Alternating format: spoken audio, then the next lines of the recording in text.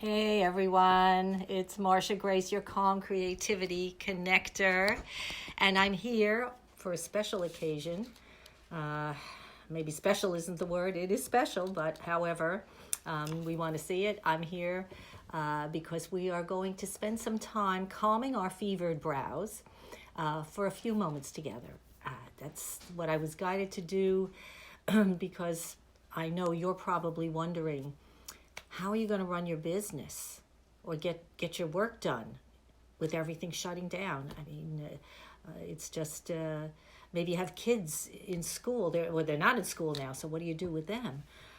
There's just so much going on here. Maybe you are a healthcare provider, and that's enough to make anybody anxious. So I know it's a tough time right now. We're all having extremely stressful decisions, things to make, to do, and to make, and just all around us, and other people that we're responsible for. So I thought it would be great if we would take a little time out from the insanity to be together and to regroup, get ourselves set and straight so that we can handle everything that comes up with calm and clarity and confidence. I just heard this morning that the governor wants to shut down bars and restaurants, so that may be impacting you. And pretty soon we're all going to have to start drinking alone. All kidding aside, though, I feel the anxiety too. I worry about my family. I have friends who are ill, and they're especially in the range of danger.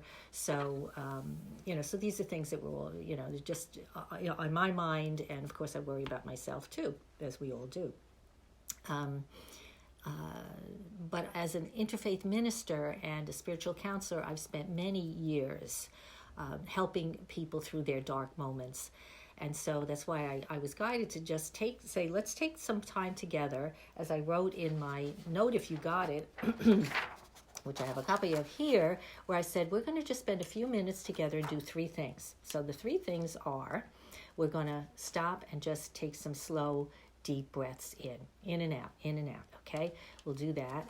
And in the meantime, I'll talk about some positive thought, hopefully something uplifting, something that will help us to become balanced again. We're kind of off kilter right now, right? All of this is just throwing us off. I know yesterday I spent so much time just kind of wandering back and forth saying, well, what should I do first? Should I do this? Should I do that? Who should I call?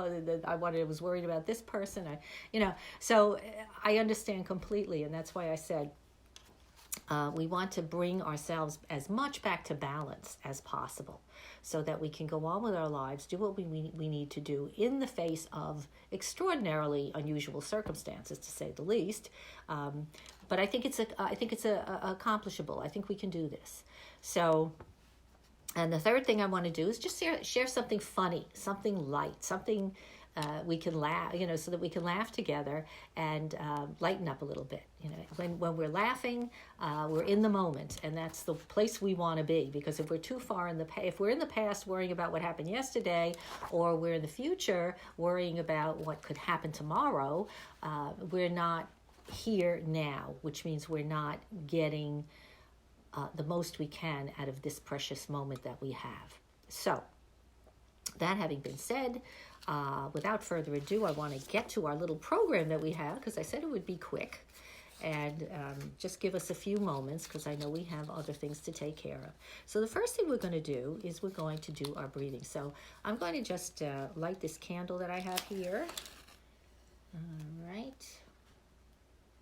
Let's get this going.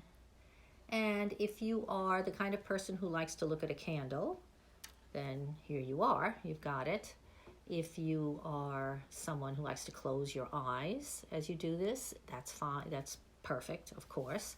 Whatever works for you. But I'm giving you the candle because it's nice to have a focus when we're attempting to remove ourselves from the outer and come into the interior for a few minutes. So, all right. So what I want you to do is eyes open or closed, just notice your body, notice how you're feeling, and try to loosen up. If your shoulders are up here, bring them down, and allow yourself to be sitting up straight. Not reasonably straight. You don't have to be ramrod straight. And then, so we're going to do our three slow breaths in and out, just 3. And do it at your own pace. If you're not keeping up with the way I'm counting, then just do it yourself, whatever way is good for you.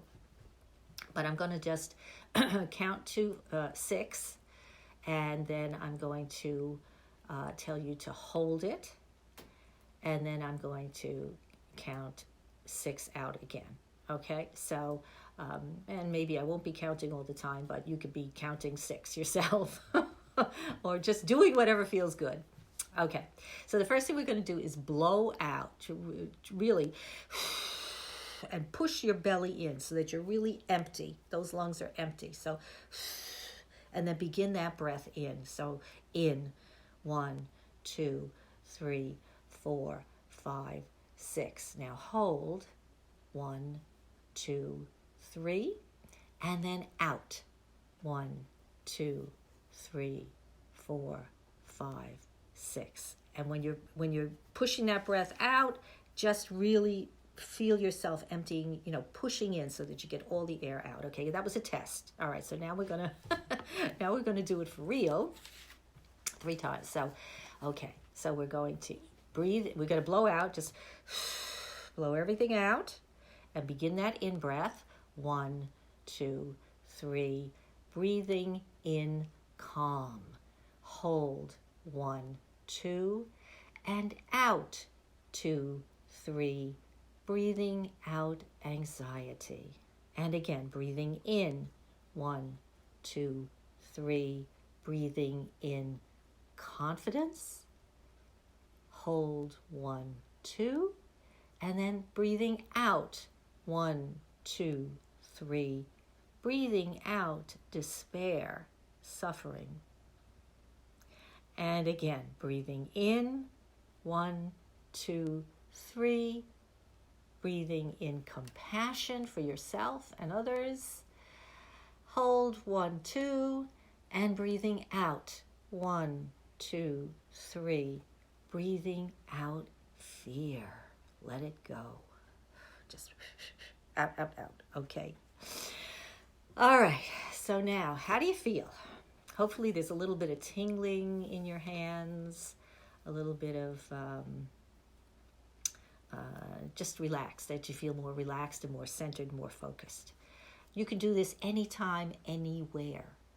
So if the minute you feel any tightness or tension coming, you feel any kind of jitteriness or nervousness or, what's going to happen, just stop for a minute and take a couple of deep breaths, and it'll really help bring you down, bring you in and center you again. So it's a marvelous thing, the breath. It just really helps us to stay focused. Okay, so part 2 of our time together was to bring some kind of a little thought, uplifting something. And what I said in my note to the people who received my email was that we were going to breathe out fear, as I said in our little breathing thing, but breathe in love. We're going to breathe in love and cast out fear. Breathe in love and cast out fear. So what does that mean? Love and fear are 2 things that are completely at opposite ends. And I'm not saying hate, I'm saying fear. Love, not hate, but love and fear are at opposite ends, because fear breeds hatred. So fear is really the underlying thing on the opposite pole of love. So you can't have the 2 things at the same time. And that's a fact. You can't be loving and fearful at the same time. Not at the same time. And if you're fearful, you're not really loving. Although you may think you're being loving by being fearful, you aren't really. Because what is fear? Fear is this wave of experience that comes over us that makes us feel out of control, frightened and unable to move forward, unable to complete tasks, unable to lead our life in a way that's meaningful and prosperous, right? We want to be prosperous. We want to be successful. We want to be we want to have good relationships in our families and in our business relationships together. So all of those things don't happen when we're in a state of fear. On the contrary, when you're coming from a loving place, and we're not talking about eros type of love, sex, hugging, we're not talking about that. We're talking about agape type love. I talked about this in a newsletter that I did a few weeks ago about the different forms of love. And the Greeks had it right. They have so many different words for love that explain exactly what kind of love they were talking about. So we're talking about agape love here, which is love for mankind, love, universal love that comes from within us, out, no matter what. So in other words, we understand we're all in this same boat together, and we're all going to go on this journey together. And while we're on this journey, we have choices to make. And really, it's a choice between love and fear. Those are our ultimate choices, no matter what all the little types of choices that fall into those categories might contain.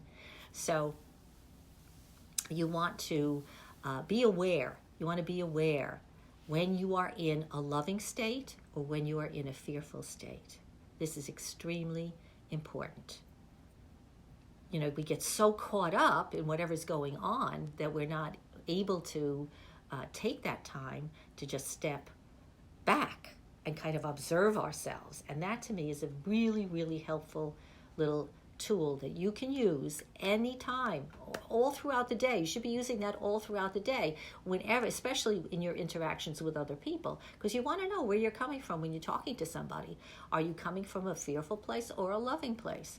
Do you want to be helpful to this person, or are you looking to compete in some way and be better? You want to check it out, because those things are going to affect the quality of your life. So I don't want to go into a whole long song and dance. I want you to take these words, and I want you to see how you can use these little tips to help you have a more peaceful, calm, confident, joyful day every day, and in the midst of what we're going through together right now. So I'm on to part three of our three-part thing that we're doing here, and that is some jokes. Now, I said in my letter, if you were reading it, that I would love participation here. I would love if you would share something funny with me, and so I could either read it or maybe have somebody come on and join me. I mean, that would be great too. So, however we can work that we could share some fun stuff together and laugh. I mean, laughter is a great healer and a great way to get us through a tough time. So here's what I came up with. Just nothing much, just a few couple of silly things, but I thought they were cute and apropos. So the first one was, where is it? Oh, okay. The first one was, I changed all my passwords to incorrect. So that's my new password, incorrect, so that whenever I forget, I'll get the message that your password is incorrect. Ha, ha, ha. Where's my card? I hold it up. It says laugh, laugh. Okay. All right. Hopefully the second one's better. And I never said that I was a comedian. Never did. Okay. Number 2.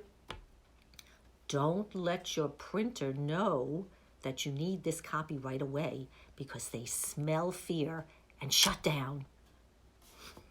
Did that ever happen to you? I swear that's happened to me. I know it has. Okay, and the last one, and who knows, maybe this one's better than those two. A pessimist sees the glass half empty, right? And the optimist, of course, sees the glass half full. But the realist says, my glass is empty. I need a refill. So there you go. 3 horrible jokes. But I hope you could do better. So please, if you liked what I am doing here and you want to join in the fun, by all means, please give me a like. Send me an email. My email is mg@marciagrace.com, marciagrace.com. Come and share with me, and we'll share together, and we'll be together through this extremely challenging time. Challenging time, I know that, and help each other through it. So together we go down the road a lot more enjoyably. It's really so much more pleasant when we can we not literally hold hands, because we can't literally do that, can we? We can't even touch our own face. But we can virtually hold each other's hands, and that's what we're doing here. So Alex, hi Alex. Hi Alex, good to see you. Come on back, bring some friends, and see you tomorrow at 1 o'clock. Every day at 1 o'clock. I said I would do this. It's more for me, or just as much for me as it is for you, because when I have to plan this and do this, it's keeping me centered and balanced. So thank you for joining, and I'll see you tomorrow at 1. Bye-bye.